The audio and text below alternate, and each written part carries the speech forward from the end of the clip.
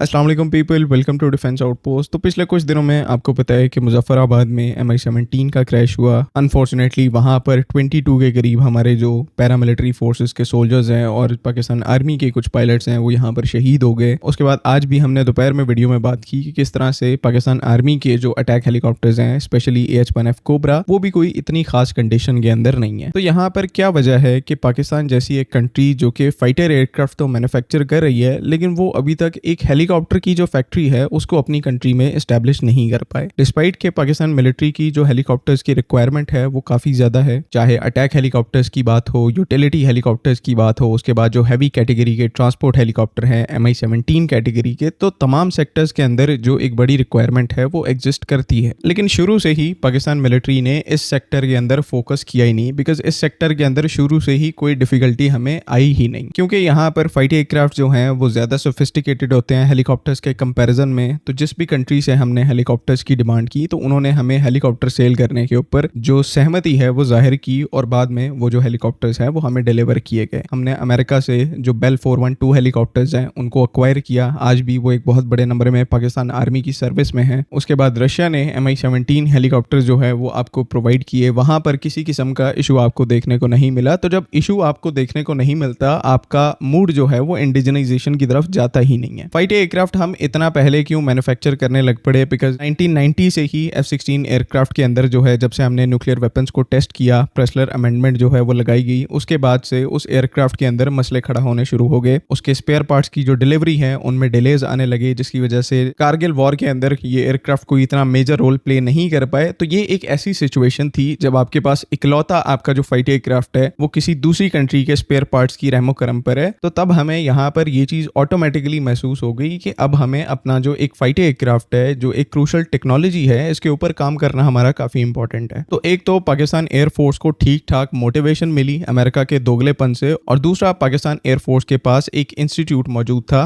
PAC Kamra के नाम से, यानी कि पाकिस्तान एरोनॉटिकल कॉम्प्लेक्स कामरा, जो कि इस टास्क को परफॉर्म कर सकता था। फिर इसमें जो है वो चाइना के साथ जॉइंट वेंचर किया गया और उसके बाद आहिस्ता आहिस्ता ये जो फाइटर एयरक्राफ्ट की कोर टेक्नोलॉजीज हैं पाकिस्तान आना स्टार्ट हो गई। पॉइंट यहाँ पर ये है कि ऐसे जो मसाइल पाकिस्तान एयरफोर्स ने फेस किए, पाकिस्तान आर्मी को ये मसला जो है वो शुरू से फेस करना ही नहीं पड़ा। बिकॉज जो आप हेलीकॉप्टर जिस कंट्री से अक्वायर करना चाहते थे वो आपको सप्लाई कर देती थी, चाहे वो अमेरिका हो, रशिया हो, फ्रांस हो, तो सब ने आपको अपने जो हेलीकॉप्टर प्लेटफॉर्म्स हैं वो प्रोवाइड किए और आपको जरूरत ही महसूस नहीं हुई कि आपको यहाँ पर अपना जो एक हेलीकॉप्टर है उसको बनाने की जरूरत है। सब्सिक्वेंटली पाकिस्तान के अंदर जो आर्मी एविएशन कोर है वो आर्मी के अंडर आती है, जिस वजह से जो ज्यादातर हेलीकॉप्टर्स हैं वो पाकिस्तान आर्मी के अंडर आते हैं, पाकिस्तान एयरफोर्स के अंडर नहीं आते। चाहे अटैक हेलीकॉप्टर्स की बात करें, ट्रांसपोर्ट हेलीकॉप्टर की बात करें, पाकिस्तान एयरफोर्स यहाँ पर एक कंफर्टेबल फ्लीट ऑपरेट करती है हेलीकॉप्टर्स की, जो कि उनकी जरूरियात के हिसाब से मोर देन इनफ है। अगर यहाँ पर बिल्कुल उल्टा होता, जिस तरह से इंडिया के अंदर है कि ज्यादातर जो हेलीकॉप्टर्स की फ्लीट है वो उनको पाकिस्तान एयरफोर्स ऑपरेट करती, तब यहाँ पर पॉसिबिलिटीज एग्जिस्ट करती कि क्योंकि मेजर हेलीकॉप्टर फ्लीट का जो बर्डन है वो पाकिस्तान एयरफोर्स के ऊपर होता, तो शायद वो पास्ट में PAC कामरा की एक्सपर्टीज का यूज करते हुए कोई जो हेलीकॉप्टर प्लेटफॉर्म है उसके ऊपर काम स्टार्ट कर चुके होते। लेकिन क्योंकि ज्यादातर हेलीकॉप्टर्स जो हैं वो पाकिस्तान आर्मी एविएशन कोर के अंडर आते हैं, तो इस वजह से ना तो ये चीज सही तरह से डिस्कस की गई कभी इंटर सर्विसेज में कि हमें हेलीकॉप्टर प्लेटफॉर्म अपना एक चाहिए, और ना ही सब्सिक्वेंटली उसके ऊपर कोई काम किया गया अनटिल एंड अनलेस पहली दफा पाकिस्तान आर्मी को एक्सपीरियंस हुआ जब हेलीकॉप्टर फ्लीट के अंदर उनको सैंक्शंस देखने पड़े। जब 2018 के अंदर इन्होंने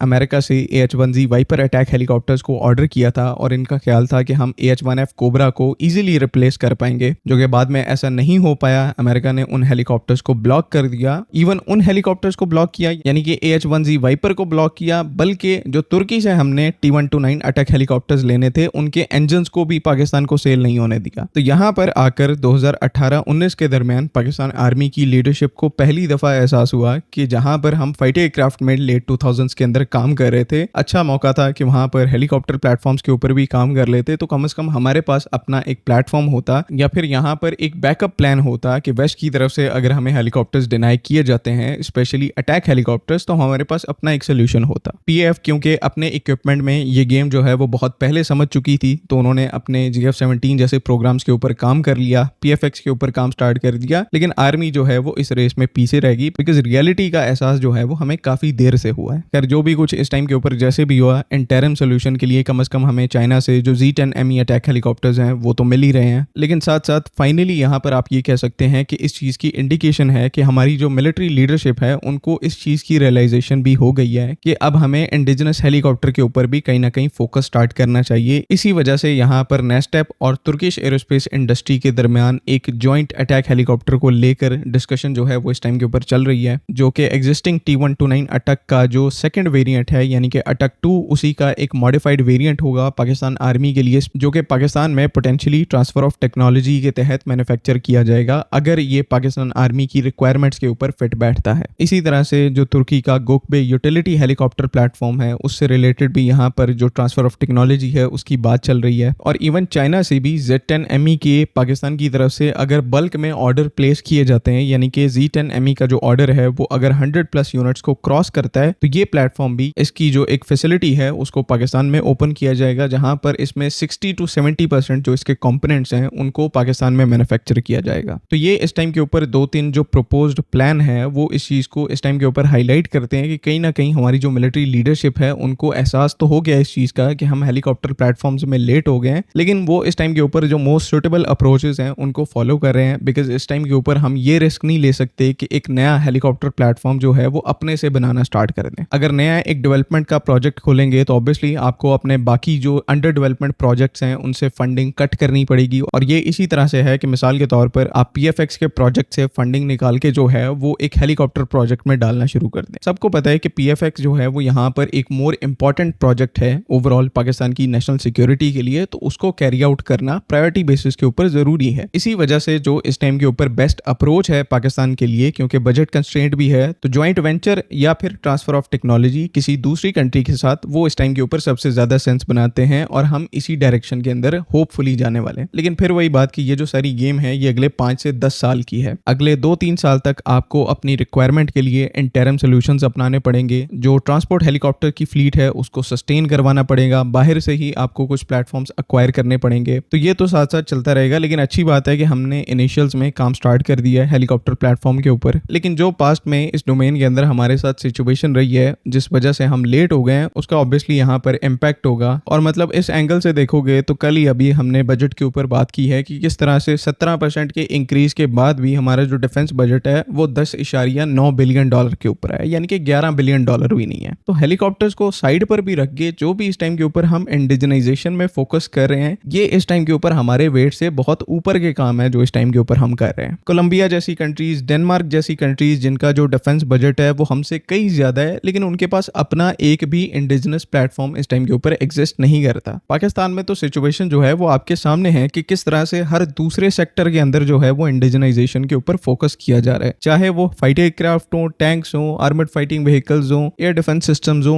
UAV प्लेटफॉर्म्स हो, जो कि काफी क्रिटिकल टेक्नोलॉजीज हैं। तो सब में यहाँ पर इंडिजिनाइजेशन की पेस जो है वो पाकिस्तान में बहुत ज्यादा इंप्रेसिव है। तो ये एक शिकवा करने से पहले कि बाकी बड़ी बड़ी कंट्रीज की तरह हमारे पास अपना हेलीकॉप्टर नहीं है, तो काइंडली थोड़ा सा जो फैक्ट्स हैं उनके ऊपर भी फोकस करके देखें। एक अलहदा पिक्चर से आप देखेंगे इस पूरी सिचुएशन को तो आपको पता लगेगा कि इस टाइम के ऊपर जो भी सिचुएशन है वो जस्टिफाइड है। जस्टिफिकेशन इस चीज की तब ना दी जाती जब अभी भी हम जो है वो ब्लेटेंटली बाहर से इंपोर्ट कर रहे होते और इंडिजिनाइजेशन के ऊपर फोकस ना कर रहे होते। सिर्फ हेलीकॉप्टर प्लेटफॉर्म को छोड़कर ऑलमोस्ट हर सेक्टर में, डिफेंस का सेक्टर है उसमें पाकिस्तान किसी ना किसी शक्ल में इंडिजिनाइजेशन को अचीव जरूर कर रहा है। लेट्स होप कि फ्यूचर में ये जो हेलीकॉप्टर प्लेटफॉर्म वाला गैप है उसको भी हम फिल कर पाएं। एंड आज के लिए बस इतना ही। आई होप कि आपको तमाम चीजें क्लियर हैं। अगली वीडियो तक के लिए अल्लाह हाफ़िज़। पाकिस्तान जिंदाबाद।